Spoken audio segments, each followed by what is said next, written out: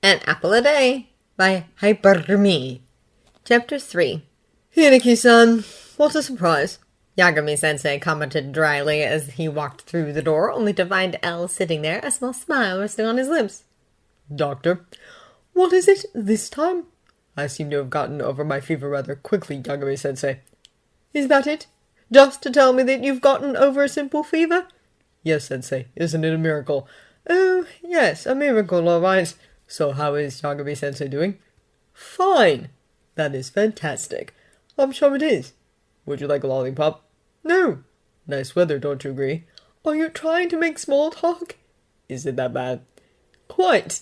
Then Yagami-sensei will be the one to begin our next chat. What are you doing, Hideki-san? Wasting time and money.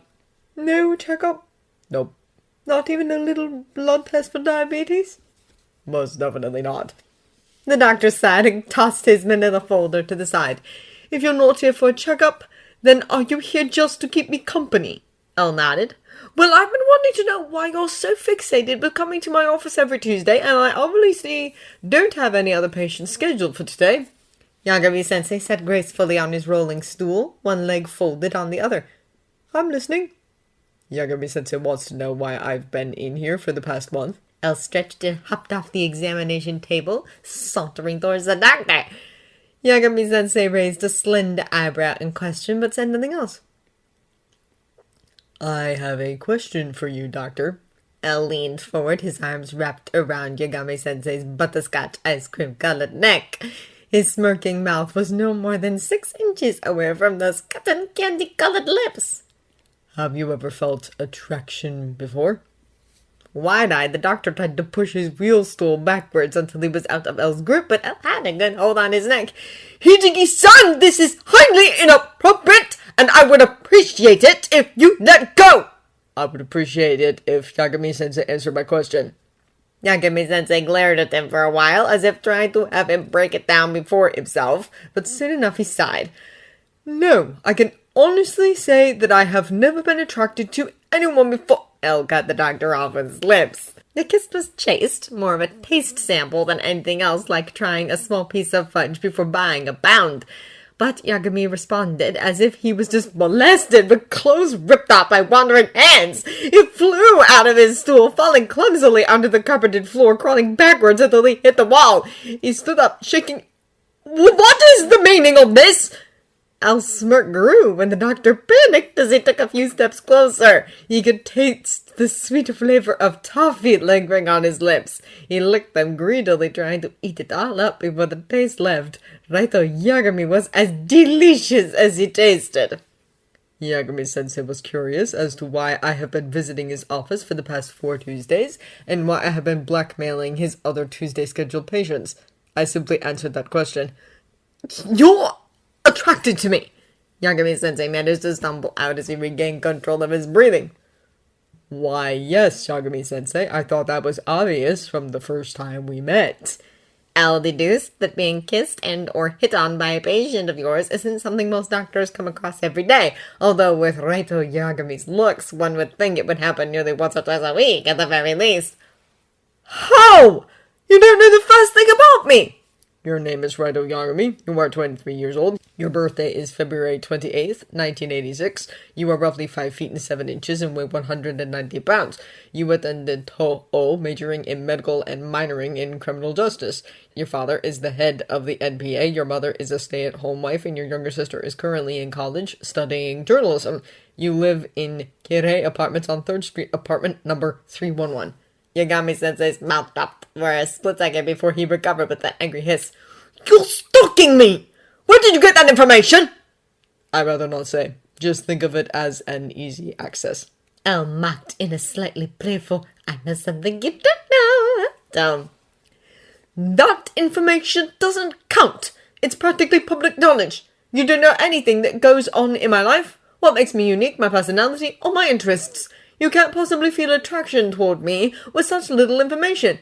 You found all of your information by hacking into the NPA's files, didn't you? All NPA workers have files on their immediate family members.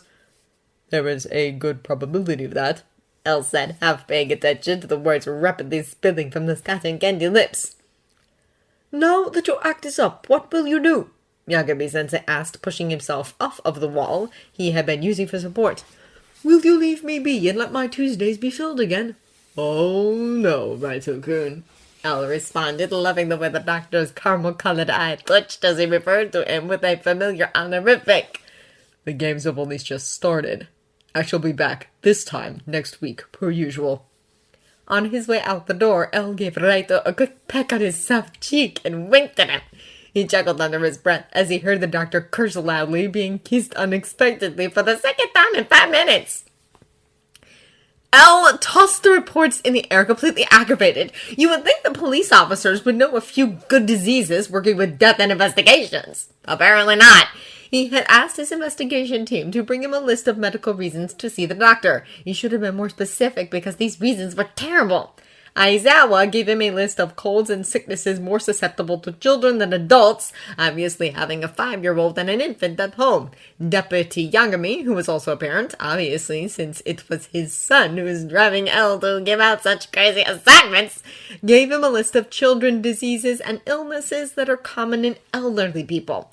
L wasn't likely to get Parkinson's disease or Alzheimer's disease at his age, and although it's nice that Deputy Yagami is worried about his wife, there was little chance of L getting breast cancer.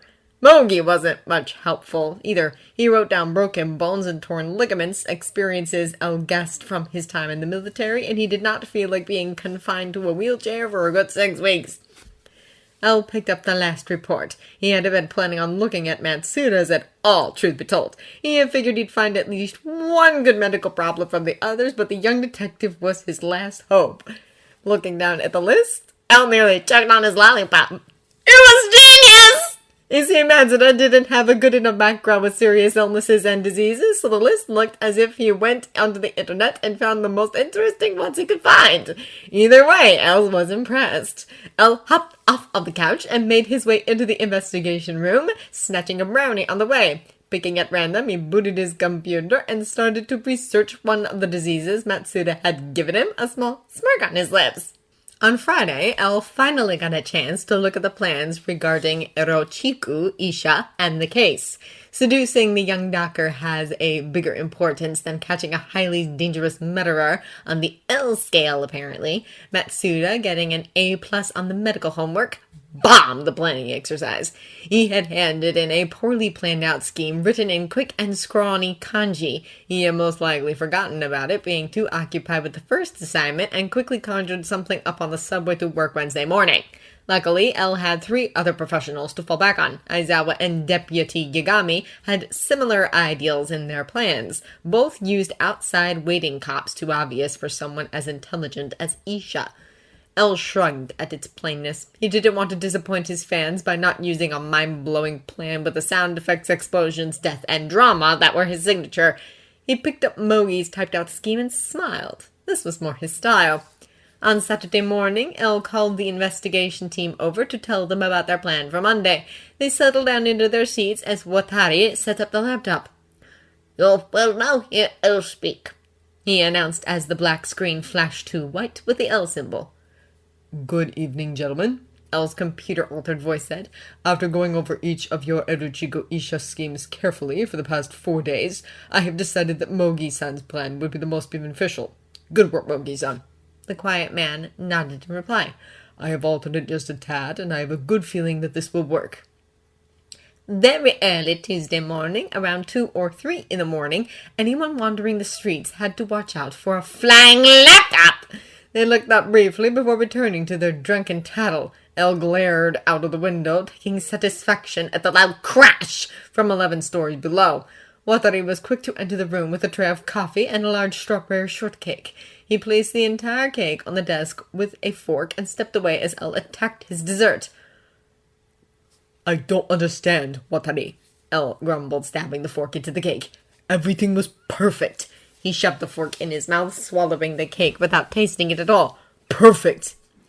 We underestimated Erochiku Isha, Watari consoled. God damn it, of course we did. It was going along so splendidly until that bloody policeman got tripped up with the diversion Isha set up.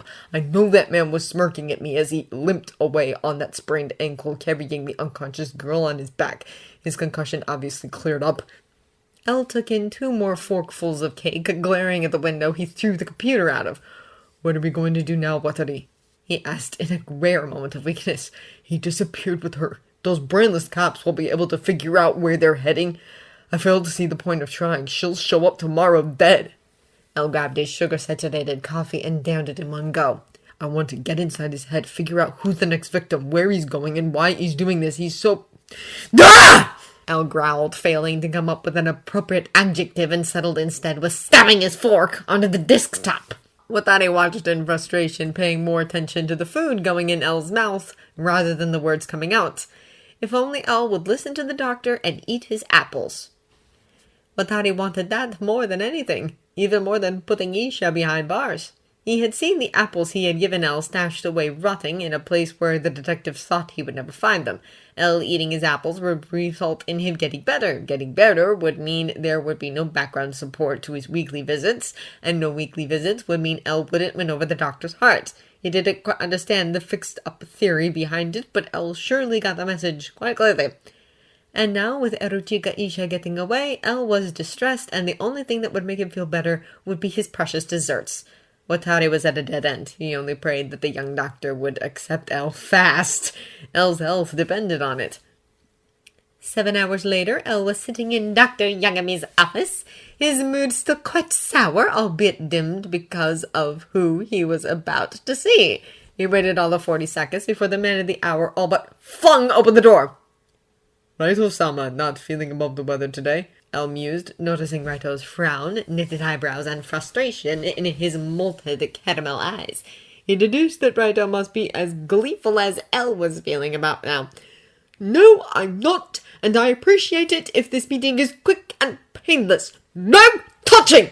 Raito growled, sitting down on his wheel stool, keeping a good distance away from the detective.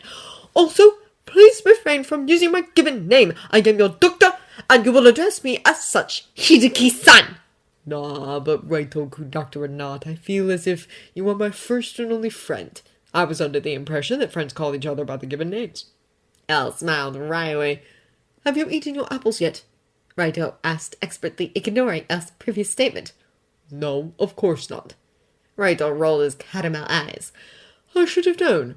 What has Hideki-san magically and mysteriously caught since the last time I saw him? I appear to have fibromyalgia, Raito-kun. Elle mused. I have developed deep muscle pain with painful trigger points or tender points and morning stiffness. Some other common symptoms include anxiety, fatigue, headaches, pain, numbness. Why does it sound like you went onto the website WebMD and memorized some of the symptoms? That would be because that is what I did. Raito-kun must have the ability to read minds. I am truly envious. I would write you off as faking, but I have an interesting theory that you may not be lying with your back so bent out of shape. Raito said, shifting his weight in his seat. Bet you didn't see that coming, now did you? Does this mean I get to take off my shirt? Elle asked, slightly hopeful. No. Does this mean that Raito-kun will massage my aching back? No. Does this mean Raito-kun will interact with me in some relieving stress exercise? No. Boo. I will, however, prescribe you some medications. No. No, then what do you expect me to do?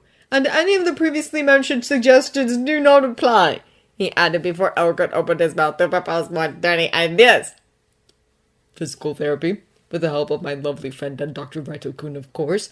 I heard of some lovely exercises with Raito-kun straddling my back, kneading it like I was dough for a batch of cookies. No, Bo. Give it to me straight, Hideki-san. Do you actually believe you have fibromyalgia? If you do, I will put you on medication. If you do not and lie to me, the medication could have some bad side effects. What would you do if I say I do not believe I have it? Throw you out. That does not seem very pleasant. Neither does feigning illness to a doctor. Touche. Elle reached the door and turned around. Do I get a kiss goodbye? Slam! Is that a no?